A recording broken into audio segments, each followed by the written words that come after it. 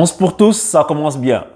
Alors Liverpool-Chelsea, Super Coupe d'Europe avec Liverpool donc vainqueur de la Ligue des Champions et puis Chelsea vainqueur de l'Europa League qui se sont rencontrés pour ce match au sommet. Et on a assisté à un bon début de match. Ce match était plaisant à voir, il y avait du rythme au départ et tout. Et on a vu que Liverpool a dominé d'entrée son sujet. Mais ce que j'ai aimé, c'est que Chelsea aussi, ils n'ont pas été en reste parce que j'aime beaucoup le jeu que Frank Lampard est en train d'instaurer à Chelsea avec on garde pas la balle longtemps. Si tu regardes Chelsea, ils ont un jeu super direct. Ils ont un jeu, une, deux touches de balle, on avance très vite. Tu sais, le gars, il se dit, OK, je n'ai plus les grands joueurs techniciens que j'avais. Il n'y a plus des hasards pour prendre le ballon, tricoter, même si Hazard va percuter aussi. Donc, il se dit, ben regarde, je vais faire avec ce que j'ai. Donc, du coup, en fait, c'est un jeu fait de redoublement de passes très rapide et puis on joue dans la verticalité et ça donnait un côté très agréable, quoi. Et ils l'ont pas fait tout de suite parce que les premières minutes, ils ont été dominés. Je pense ils ont réussi à s'approcher du but après la 10e minute sur une action de Pedro. Et voilà quoi, mais Liverpool, j'ai trouvé qu'ils se faisaient prendre un peu facilement dans le sens où leur défense était souvent mise à nu rapidement.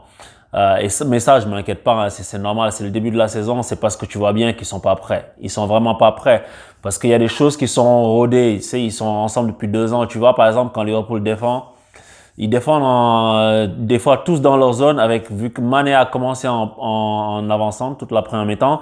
Et tu sais, ils sont tous derrière et lui, il est devant eux au milieu de terrain. Et en Chelsea, ils sont bloqués quand Liverpool a fait ça. Et puis, ils ont été obligés de revenir en arrière jusque vers leur gardien à plusieurs reprises même.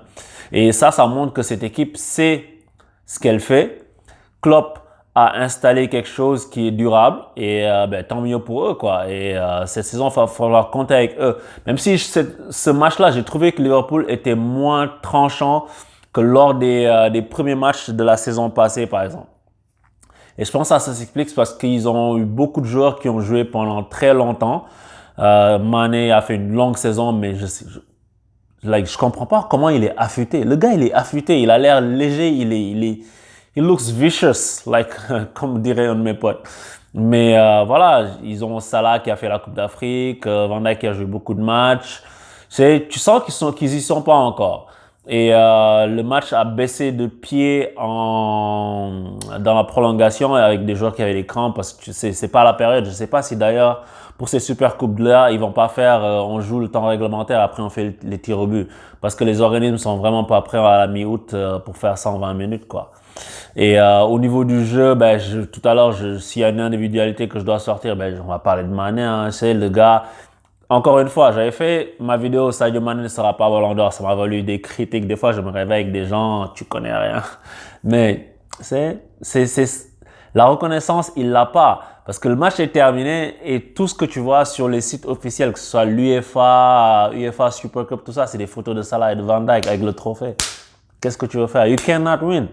Tu vois, mais pour parler du match, je trouve que en position d'avant-centre, il s'est beaucoup donné.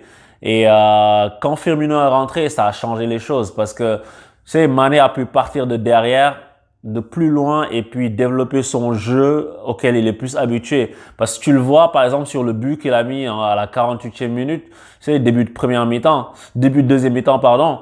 Il revient, c'est lui qui prend le ballon, qui écarte sur le côté vers Salah et puis le ballon revient dans l'axe.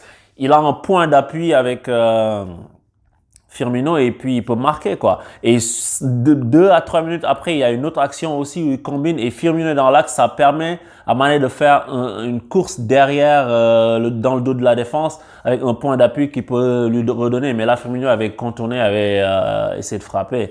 Autre action, il est arrivé, lancé sur le côté gauche.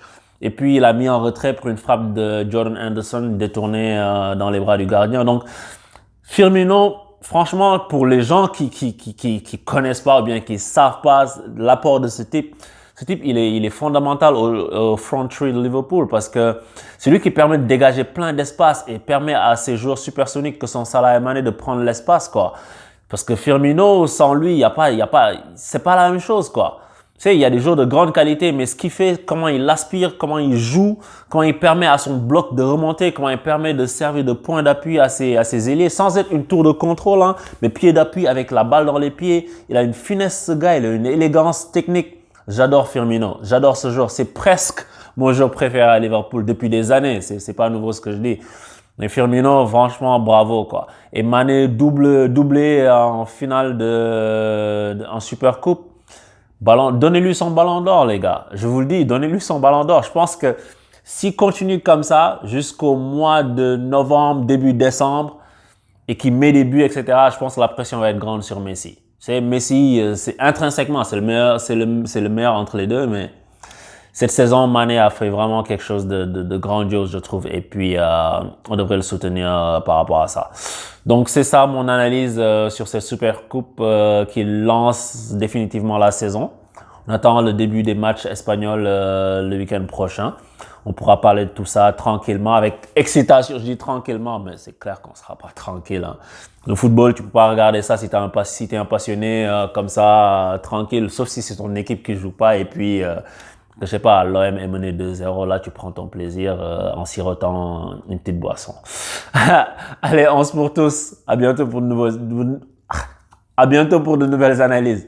Ciao.